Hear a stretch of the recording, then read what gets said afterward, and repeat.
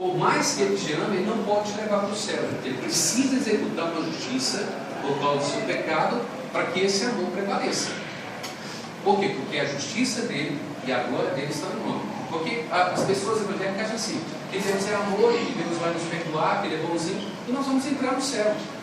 Não é bem assim, não é? Deus nos ama, mas para Ele poder me colocar lá no céu, Ele precisa executar a justiça dele. Ele precisa satisfazer a justiça dele e honrar o nome dele para que eu entre lá. Não basta somente me amar. Ele precisa fazer algo mais. É lógico que Ele faz isso fundamentado no seu amor. E tem uma outra palavra em Efésios aí que supera esse amor, né? Segundo o beneplácito de sua vontade.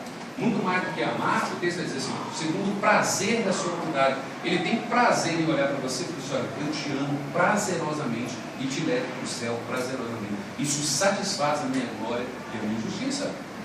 Então o amor dele não é esse amor que a gente mede aqui. É um amor extremamente prazeroso. É algo que ele se compraz em fazer isso por nós. Deus se sente realizado em nos salvar através de Cristo. Por quê? Porque o decreto dele está em jogo, a justiça dele está em jogo, e isso glorifica o nome dele. Tá? Ok, irmãos, tem um outro ponto que a gente precisa analisar. Que diferença há da parte de Deus entre a eleição dos homens e a eleição dos anjos? Né? Nós começamos a falar no início. Qual que é a diferença que há entre eleger anjos, né, e eleger homens? É aqui que faz a diferença do pecado, Rogério. Que esses anjos aqui, eles nunca experimentaram a rebelião. Embora Deus tenha elegido eles, eles não estavam no pecado. Deus simplesmente, o que é a eleição? Preservá-los em santidade. A eleição desses anjos é isso: preservá-los em santidade para que eles não caiam como os demais. Então, lá na eternidade, pessoal, esses anjos aqui jamais cairão, esses anjos aqui jamais se rebelarão contra mim, esses anjos aqui vão se rebelar e cair juntamente com o diabo. Agora, quando se diz decreto dos homens, qual que é a diferença aqui? É que esses homens aqui, eles precisam de uma justificação. Por mais que Deus ame esses homens, por mais que Ele tenha decretado a eleição deles, a eternidade deles, eles carecem de justificação. Por quê? Porque são todos pecadores, estão todos mortos espiritualmente. E aí que entra a questão para a gente pensar um pouquinho isso aqui. Eu falei, não basta apenas Deus amar. Se Ele decretou a nossa salvação, os homens pelos quais Ele escolheu lá na eternidade, e Ele decretou que eles seriam santos e irrepreensíveis, então agora precisa aparecer os meios pelos quais esses homens serão santos e irrepreensíveis e entrarão no céu. Se isso é um decreto, lembra que uma palavrinha que nós passamos trabalhando? Por que o decreto de Deus é imutável? Ele não pode mudar. Qual é a probabilidade de Deus mudar um decreto dele? Então, se Ele decretou lá na eternidade, fazendo que você seja santo e irrepreensível, e você agora é um homem pecador, os meios que Ele decretou cá na eternidade precisam acontecer na sua vida. E vão acontecer. O decreto garante isso. Essa que é a afirmativa do decreto. Se Deus decretou lá na eternidade te eleger, te tornar santo e irrepreensível, Ele também decretou os meios pelos quais você vai alcançar essa eleição e essa vida eterna. Então, Ele mesmo estabelece e decreta a sua justificação. Abra aí Romanos 5:8, para a gente ter uma noção do que é que a gente está falando.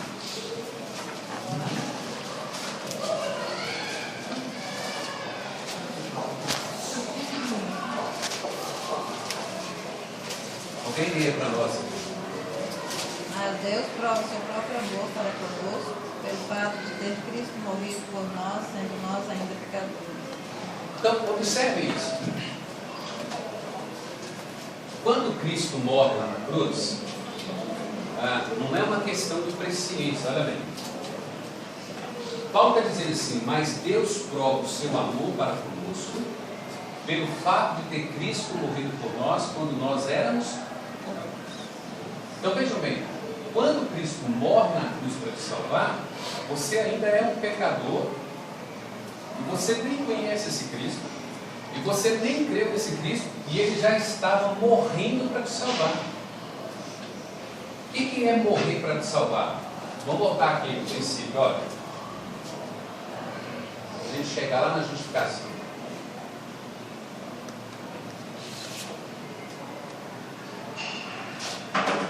Então vamos calma.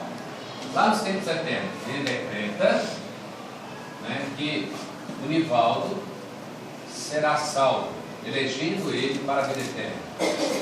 Ele elege o Nivaldo para ser santo, para ser irrepreensível, né? Ele estabelece os meios. Quais são os meios? Justificação pela fé em Cristo, né? Então isso precisa acontecer para que ele tenha vida eterna, né? Para que ele chegue ao céu. Então esse meio aqui precisa acontecer, mas isso é um decreto. Você vai lá para Apocalipse 13 hoje e fala assim, que o Cordeiro morreu antes da fundação do mundo. Cristo morreu antes dos tempos eternos. Então o decreto está dizendo isso, olha, Deus decretou que o Nivaldo seria santo e irrepreensível lá na eternidade e o elegeu para isso. Deus decretou o meio, justificação pela fé em Cristo, para que ele tenha vida eterna. Então, a justificação aqui, a cruz, o que Deus está fazendo? Se ele estabeleceu o decreto, ele estabeleceu o meio. Qual que é o meio? Cristo tem que vir aqui à cruz, né? Nessa cruz, o que Deus está fazendo? Cumprindo o que ele decretou lá na eternidade. Como que ele salvaria o Nivaldo? Ele agora vai pegar todos os pecados do Nivaldo, porque ele decretou que ele seria santo e irrepreensível. Então ele pega os pecados do Nivaldo, lança sobre esse Cristo, pune esse Cristo, castiga esse Cristo e justifica o Nivaldo. Então ele olha para o Nivaldo e diz assim, eu te declaro justo por causa da morte do meu filho, que morreu em seu lugar, que pagou pelos seus pecados, porque foi o meio pelo qual eu estabeleci. Agora, falta mais meios aqui. Como que o Nivaldo vai crer nisso aqui? Então Deus vai levantar um pregador, né, um evangelista, ou vai distribuir um folheto, ou vai pregar uma mensagem, ou vai orar com o Nivaldo. Para quê? Para que ele seja regenerado, para que ele receba a fé, para que ele receba o entendimento e creia nesse Cristo da cruz. Então os meios estabelecidos estão aqui, ó. Ele que vai levantar o pregador, ele que vai regenerar o Nivaldo, ele que vai dar fé, ele que vai dar o entendimento para que o Nivaldo creia nessa obra aqui, para que então ele possa desfrutar da vida eterna. Então Deus que decretou, escolheu na eternidade, ele decreta o meio, ele regenera, ele dá a fé, ele dá o entendimento para que creia, para que assim então cumpra o decreto. Por que ele vai chegar à vida eterna? Porque é um decreto de Deus para a vida dele. E Deus proverá todos esses meios para que ele creia em Jesus Cristo e creia, ele tenha a vida eterna. Então, o decreto é na eternidade, mas ele decreta os fins, mas também decreta os meios. Não existe possibilidade nenhuma do Nivaldo não crer nisso, se é um decreto. Então, tudo isso ele fez por amor ao Nivaldo, visando o quê? A sua glória.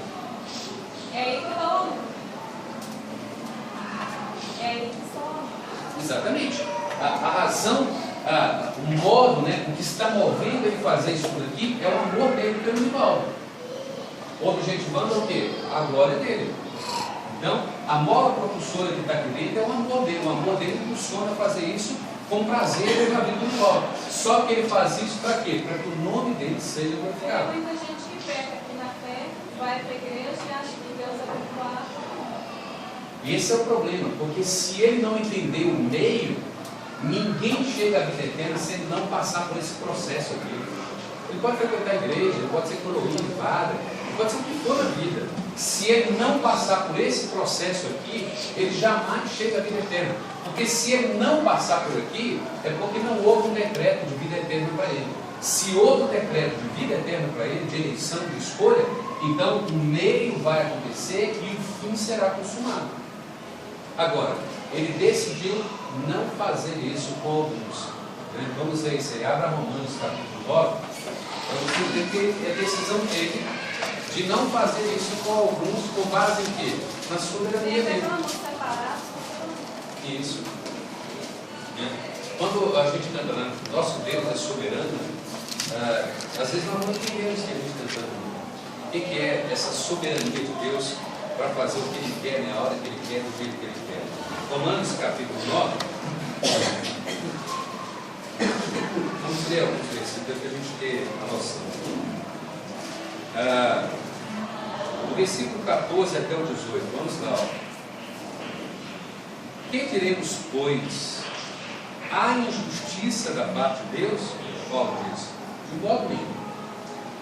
Pois ele diz a Moisés, terei misericórdia de quem me aprouver ter misericórdia, e compadecerei de quem me aprouver ter compaixão. Porque a decisão é minha, né? Assim, pois, não depende de quem quer ou de quem corre, mas de usar Deus a sua misericórdia. E aí ele cita o exemplo de Faraó. Para isso mesmo levantei, para mostrar em ti o meu poder, para que o meu nome seja anunciado por toda a terra. Logo tem ele misericórdia de quem quer, e também endurece quem lhe apraz. Agora versículo 19. Tu, porém, me dirás, que se queixa ele ainda? Pois quem jamais resistiu à sua vontade?